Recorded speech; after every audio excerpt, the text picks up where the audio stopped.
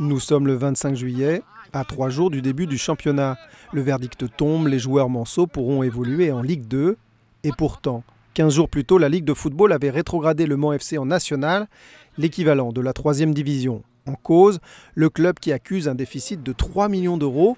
L'hypothèse d'une faillite n'est plus à exclure. Pire, Vinci pourrait rendre le stade à la ville et lui réclamer plus de 45 millions d'euros de dédommagement. Jean-Claude Boulard prend son bâton de pèlerin avec succès.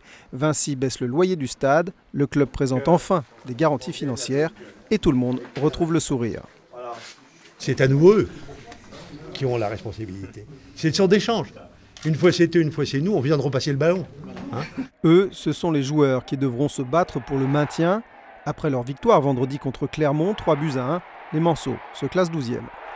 C'est mon premier amour. Johnny, c'est mon Dieu. Johnny Hallyday a beau allumer le feu, il n'arrête pas la pluie. Cela devait être le premier grand concert du MM Arena. Les intempéries en ont décidé autrement. Le concert est annulé alors que les 20 000 fans patientaient dans le stade. La pluie, encore et toujours, a laissé des traces dans le vignoble sartois. On appelle cela le mildiou. Alors ça a été mangé il y a déjà environ 3 semaines. Et puis là, le mildiou, il évolue toujours. On voit bien que le raisin est noirci à ce niveau-là. Et puis là, sur la grappe, ça continue encore. Ça ne s'arrête pas malgré les protections qui ont été mises en œuvre.